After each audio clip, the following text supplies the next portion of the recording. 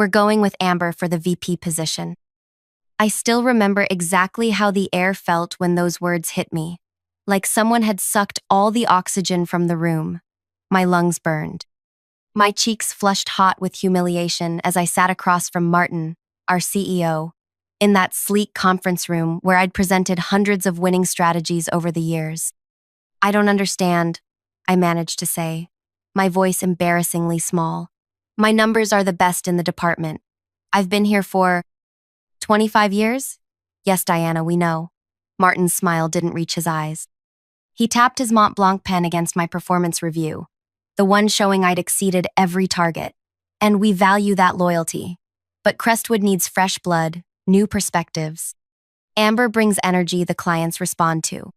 Fresh blood. Like mine had somehow curdled after turning 48. "She's been here 6 months," I whispered, feeling something crack inside me. "I built those client relationships. I trained her." Martin leaned forward, lowering his voice like he was doing me a favor. "Look, this isn't personal. The board feels Amber's more aligned with where we're heading. The tech landscape moves fast. We need someone who can keep up." Keep up, as if I hadn't been sprinting ahead of everyone else for decades. I nodded mechanically, stood up on legs that didn't feel like mine, and walked out past the glass-walled offices where everyone pretended not to watch. Past Amber's desk, where she sat with her perfect blonde topknot, already changing her email signature to include Vice President of Client Relations. My position. My life. "Hi, I'm Diana Mercer, 48 years old. Mother of 2 college-aged kids I raised mostly alone after my ex decided fatherhood cramped his entrepreneurial spirit. Career woman who believed that excellence would always be rewarded. Fool who gave her prime years to a company that discarded her the moment her crow's feet became visible in video calls." Before I dive deeper into what happened next, because trust me, this story takes some turns even I couldn't have predicted, take a second to like this video and subscribe. I read every comment, so tell me where you're watching from. I never thought I'd be sharing something this personal online, but after what happened, I realized keeping quiet only protects the wrong people. Let me back up a little. Crestwood Technologies wasn't always the soulless place it became. When I joined at 23, fresh out of college with a marketing degree and student loans crushing my shoulders, it was a scrappy tech consulting firm with big dreams. 15 employees crammed into an office above a Chinese restaurant, the smell of kung pao chicken perpetually wafting through our vents. I was hired as an assistant account manager, but within 3 years, I was handling our biggest clients solo. By 30, I was bringing in accounts that transformed us from local outfit to regional player. By 40, my client portfolio was worth over $200 million annually. I got married somewhere in there, had kids, got divorced when Tom decided his cycling instructor understood him better than his workaholic wife. Through it all, Crestwood was my constant, my identity, my security. Martin joined as CEO 8 years ago when our founder retired. He came from a bigger firm with slick presentations about disruption and youth culture. Suddenly, our offices were renovated with nap pods and cold brew on tap. Our average employee age dropped by a decade. I adapted, learned TikTok, changed my wardrobe, worked harder, stayed later. Never complained when 20-somethings were promoted around me into newly created positions with vague titles and higher salaries. "Play the long game," my friend Vivian advised over wine nights. "You know the clients, you have the relationships. They can't replace that." I believed her. Stupid, right? When our VP of Client Relations announced his retirement, I thought my moment had finally arrived. I'd been doing half his job already for years. Clients asked for me by name. My performance reviews were flawless. Then came Amber Chen, 28, Stanford MBA, former collegiate volleyball player with legs for days and that effortless confidence of someone who's never been told no.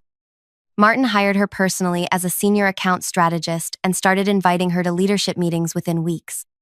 I trained her myself, introduced her to our key accounts, shared contact information I'd cultivated for years, showed her our systems, our processes, our shortcuts, because I'm a team player. because I thought demonstrating my leadership would prove I deserved that VP title. 6 months later, I sat in that conference room while Martin explained why I was too old for the job I'd essentially been doing already. That night, I sat in my car in the parking garage for 2 hours, unable to drive home. Unable to face my daughter Emma, home from college for spring break, who'd already texted, "Did you get it?" with excited emojis. I couldn't bear to tell her that mommy wasn't valued anymore, that all those missed birthdays and school plays I'd sacrificed for work meant nothing in the end. I finally drove home in a daze, told Emma I was fighting a migraine, and locked myself in my bathroom. Stared at my reflection, the lines around my mouth, the gray I carefully covered every 3 weeks, the slight softness under my chin that hadn't been there 5 years ago. Is this what failure looks like? I whispered to myself. The next morning, I put on my armor, my best blazer, extra concealer, a smile that hurt my face, walked into the office like nothing had happened. Congratulated Amber with words that tasted like ash in my mouth. "I'm so excited to learn from you," she said, eyes wide with what looked like genuine admiration. "You're literally a legend here." A legend. Like I was already part of the company's ancient history. The announcement email went out that afternoon. My phone blew up with texts from colleagues, mostly the other veterans over 40, expressing outrage, sympathy, promises to meet for drinks soon. I responded with gracious platitudes, professional to the end. But something had fundamentally shifted inside me. A lifetime of playing by the rules, of believing hard work would be rewarded, crumbled like sand between my fingers. The following weeks were a special kind of hell. Amber began restructuring the department. Suddenly, my direct reports were reassigned. My corner office was needed for a collaboration space, so I was moved to a desk in the open floor plan, sandwiched between 2 recent graduates who played EDM through their headphones loud enough for me to hear the bass. My job title remained the same, but my responsibilities dwindled. I wasn't invited to strategy meetings anymore. Clients I'd worked with for 15 years were officially transitioned to younger account managers under Amber's supervision. "We want to make sure our clients have continuity if you decide to retire," Martin explained when I finally confronted him, as if 48 was one step from the nursing home. I started having panic attacks in the shower each morning, lost 10 pounds I couldn't afford to lose, began searching job listings at night, only to find that comparable positions at other companies all seemed to use code words like energetic, digital native, and startup mentality. My son Zach, calling from his sophomore year at UCLA, noticed something was wrong. "Mom, you sound different. Are you okay?"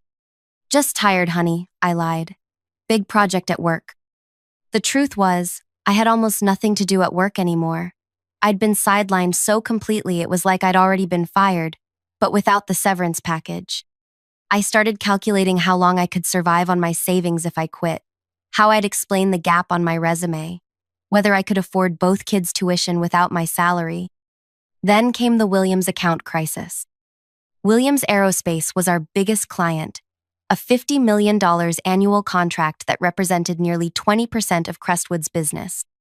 I'd personally managed their account for 17 years, through 3 different CEOs on their end. Their current CEO, Robert Williams, son of the founder, had been a rising executive when I first started working with them. We'd grown in our careers in parallel. Amber had been especially eager to take over Williams. In meetings, she kept referring to Robert as Bob, though everyone knew he despised the nickname, and talking about modernizing their approach. 3 months after her promotion, Williams missed a quarterly review meeting. Then they rescheduled and missed again. Their invoices, previously paid like clockwork, became mysteriously delayed. I heard whispers but kept my head down. Not my problem anymore, right? Then came that Wednesday morning. I was at my sad little desk, updating my LinkedIn profile, when Martin appeared beside me, face ashen. "Diana, conference room. Now." Inside, I found Amber pacing, her usual composure shattered. 2 board members were on the video screen, looking grim. "What's going on?" I asked, taking a seat. Martin ran his hands through his thinning hair. "Williams is threatening to cancel their contract. All of it. Effective immediately." The room seemed to tilt sideways. On what grounds? They claim we've been unresponsive to their needs, that our new strategies don't align with their company culture. Martin wouldn't meet my eyes. Robert Williams is demanding to speak to you personally. Says if you're not on the call this afternoon, they're walking. I felt a dangerous flutter of satisfaction beneath my ribs. Me? But I'm not on the account anymore. This isn't funny, Diana, Amber snapped, her voice higher than usual. We could lose everything. You need to fix this. Fix this. After they'd pushed me aside. After they'd made it clear I was obsolete. What exactly do you want me to do? I asked, my voice perfectly level. Whatever it takes, Martin said. Tell Williams there was a miscommunication, that you're still involved, that Amber works under your supervision. I let his words hang in the air for a moment, feeling the weight of them, the desperation. That would be lying, I finally said. The room went silent. One of the board members leaned toward their camera. Ms. Mercer, I understand you must feel overlooked given recent organizational changes. But surely you care about the company's survival. Did I, though? That was the question turning over in my mind as I sat there, suddenly holding all the power I'd been told I no longer deserved. I need to think, I said, standing up, and I'll need to review the Williams file to understand what's happened before I can help. Of course, Martin said quickly. Anything you need. Amber will get you full access again. I walked out, feeling their eyes on my back. For the first time in months, I stood straight. In the bathroom, I locked myself in a stall and pressed my forehead against the cool metal door. My heart raced, but not with anxiety this time, with possibility. With the sudden, dizzying awareness that I'd been handed leverage I never expected to have. Robert Williams hadn't contacted me by accident. We'd had dinner just last month, a catching up between old friends thing I hadn't bothered to mention to anyone at Crestwood. He'd asked pointed questions about my career, noted that I seemed less enthusiastic than usual. I'd been vague, protective of my professional image even then. He must have connected the dots when Amber started handling his account. My phone buzzed with a text from Martin. Meeting with Williams set for 3 p.m. Please be prepared. I closed my eyes and allowed myself, just for a moment, to consider options I'd never let myself contemplate before. The loyalty that had defined my career suddenly felt like chains I could finally shrug off. By the time I walked back to my desk, a decision was crystallizing in my mind, one that would either secure my future or burn everything to the ground. Either way, I wouldn't be anyone's legend anymore. I'd be their reckoning. I pulled up my personal email and began composing a message to Robert Williams. My fingers didn't shake at all as I typed. Robert, we need to talk before the 3 p.m. call. There are things you should know. Robert responded within minutes. Diana, expected to hear from you. Call my private line ASAP. I glanced around the office. Amber was huddled with Martin in his glass-walled office, both gesturing frantically. No one was watching me. I grabbed my purse, walked calmly to the stairwell, and called Robert once the heavy metal door closed behind me. This explains so much, he said after I'd laid out the situation. My demotion in everything but name, how I'd been systematically pushed aside. The new proposals from Crestwood are garbage, complete misunderstanding of our needs. Amber's smart, I said, surprising myself with my fairness. Just inexperienced. Smart doesn't help me when the board is breathing down my neck about wasted marketing dollars. Robert's voice hardened. Look, I didn't call just because I miss working with you, though I do. Our numbers are down 12% since they took you off our account. My CFO's talking about finding a new agency altogether. My heart pounded as I paced the concrete stairwell. What exactly do you want, Robert? You. Back on our account, fully empowered. Or we walk. He paused. Unless you've got one foot out the door already? The question hung between us. Did I? Should I? I need to think about what's best for me now, I answered carefully. Well, think fast. I meant what I said. If you're not running point for us by end of week, we're pulling the contract. And Diana? You might want to check your email more often. There are people who still value experience in this industry. We hung up, and I checked my personal email again. 3 messages from competing agencies all sent within the past month, all with subject lines like opportunity to discuss and confidential interest in your expertise. I'd been so busy trying to save my position at Crestwood that I hadn't even noticed the recruiters circling. For the first time in months, I felt a genuine smile form. I had options. I had leverage. I had power. Walking back into the office, I felt like a different person than the one who'd left minutes before. Martin spotted me and waved me into his office urgently. "What did Williams say? Have you spoken to him?" His forehead glistened with sweat. "Not yet," I lied smoothly. "But I've reviewed what's happened with the account. Mind if I sit?" I took the chair across from his desk without waiting for permission. The power chair. The one visitors rarely got to use. "We don't have time," Martin began. "Actually, we do," I interrupted, enjoying the startled look on his face. "The call's not for 3 hours. And before I salvage this situation, we need to be clear about terms." Amber, who had been standing by the window, turned sharply. "Terms?" "Yes." I crossed my legs, adjusting my blazer. "If I'm going to convince Williams to stay, I need to know exactly what my role will be moving forward." Martin's relief was visible. He thought this was just a negotiation for a better title, maybe more money. "Of course, Diana. We value your contribution enormously." "Stop." I held up a hand. "Let's not pretend. 6 months ago, I was too old, too outdated for leadership. Now you need my relationships to save the company. So here's what's going to happen." I laid out my demands clearly. Full reinstatement as lead on the Williams account, a senior VP title above Amber, and a compensation package that reflected my value to the company. Martin and Amber exchanged glances. "We'd need board approval for some of this," he hedged. "Then get it, before the call." I stood up. "I'm going home to prepare. I'll be back at 2:30. "You can't just leave," Amber started. "Watch me." I walked out, feeling their stunned gazes on my back. At home, I kicked off my heels and made myself a proper lunch for the first time in years. No sad desk salad today. As I ate, I opened my laptop and began to review those recruiting emails more carefully. Phoenix Marketing Group wanted to discuss a senior director position. Meridian Consultants mentioned bringing your client portfolio. The third, from Ellis, Warner, was the most intriguing. They were opening a new division focused on legacy clients and wanted someone with established relationships in the aerospace sector. I picked up my phone and made a call. "Vivian, it's me. Remember that scenario we discussed over wine last month? I need your legal expertise.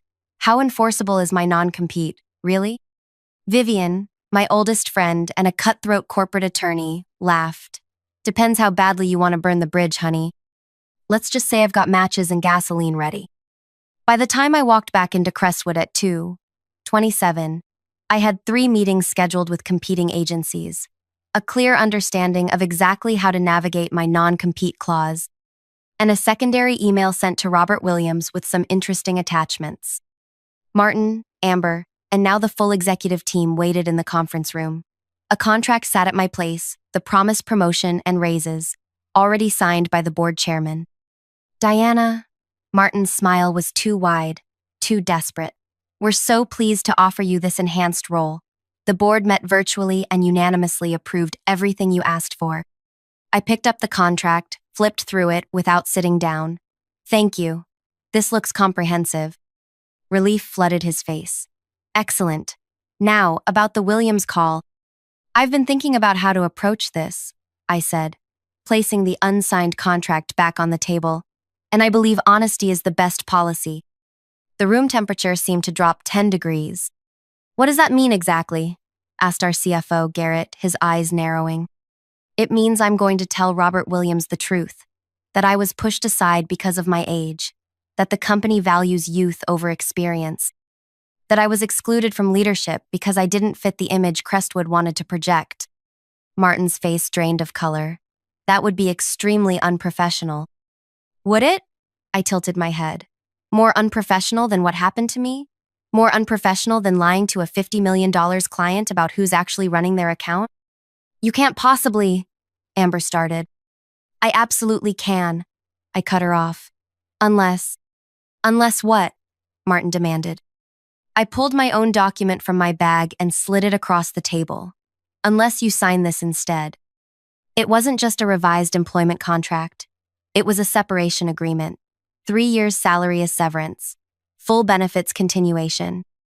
And most importantly, a complete waiver of my non-compete and non-solicitation clauses. You're quitting? Martin looked bewildered. After fighting for the promotion? I'm not fighting for a promotion, I corrected him. I'm fighting for what I'm worth. And Crestwood has made it abundantly clear that it doesn't value what I bring to the table. So yes, I'm leaving.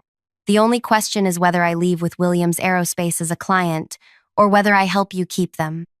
The executives exchanged panicked glances. Garrett picked up my separation agreement, scanning it with growing alarm. This is extortion, he sputtered. This is business, I replied calmly. You taught me that loyalty means nothing. Consider this my final lesson learned. The Williams call was scheduled to begin in 7 minutes. I could practically hear the executives' minds racing, calculating the cost of my severance against the loss of their biggest client. We can discuss a counteroff, Martin began. No counteroffers, I interrupted. Sign or I tell Robert everything. Diana. Amber's voice was quiet now. All the confidence drained away. I never meant to. Save it. I checked my watch. 5 minutes. Martin grabbed the agreement, scrawled his signature with a shaking hand, and shoved it toward the CFO, who did the same. One by one, the executives signed, their faces a mix of fury and defeat. I took the document, verified all signatures, and tucked it safely away. Thank you for your prompt decision. Then I sat down at the conference table and dialed Robert Williams on speaker just as the clock hit 3:0. Robert, it's Diana Mercer. I have the Crestwood executive team here with me. Diana. His voice boomed through the speaker. Good to hear your voice. I was beginning to think they were holding you hostage. I smiled at the executives' uncomfortable faces. Not at all. In fact, we've been having a productive conversation about the future of the Williams account. For the next hour, I walked Robert through a transition plan 1, where I would personally oversee his account for the next 3 months to ensure continuity before Amber took over completely. I praised Amber's strategic thinking while emphasizing the need for her to better understand Williams' specific needs. I was the consummate professional. By the end of the call, Robert had agreed to stay with Crestwood for now, with quarterly reviews and the understanding that I would be available for consultation even after the transition. When the call ended, the room sat in stunned silence. You saved the account, Martin finally said. After everything, you still saved it. I honored my commitments, I corrected him. Something this company should try sometime. I gathered my things and stood up. My resignation is effective immediately. I'll have my personal items out by end of day. HR can mail my final check. Where are you going? Amber asked, her voice small. I paused at the door. To a company that understands that experience isn't a liability, it's their competitive advantage. 3 months later, I sat in my new corner office at Ellis, Warner, where I'd been hired as executive vice president of their newly formed legacy client division. My salary was 40% higher than my highest earnings at Crestwood. My team was diverse in every way, including age. My phone buzzed with a text from Robert Williams. Contracts up for renewal next month. Crestwood's latest proposal is underwhelming. Free for lunch Thursday? I smiled as I typed back. Always time for you, Robert. The official ethics policy at Ellis.Warner prohibited poaching clients from former employers for 12 months after hiring. But there was nothing that prevented clients from following a trusted advisor on their own initiative, especially when that trusted advisor had legally exited her non-compete clause. My assistant knocked on my door. Your daughter's on line 1. I picked up. Emma, how's the internship going? Amazing, she gushed. Mom, my supervisor says I have a real shot at a permanent position after graduation. That's wonderful, honey. It's because of you, she said, her voice softening. Watching you stand up for yourself, start over, it taught me so much. I blinked back unexpected tears. Everything I did was for you and Zach. I know, but you also did it for yourself. That's the part I needed to see. After we hung up, I walked to my window overlooking the city. The same city where I'd spent 25 years building someone else's dream. Now, finally, I was building my own. My phone buzzed again. A news alert. Crestwood Technologies had announced a restructuring after losing 3 major accounts. Their stock had dropped 17% on the news. The article mentioned that Martin had stepped down as CEO. I didn't feel the vicious satisfaction I'd expected, just a quiet certainty that justice sometimes arrives on its own schedule. The following week, Amber Chen sent me a LinkedIn request with a message.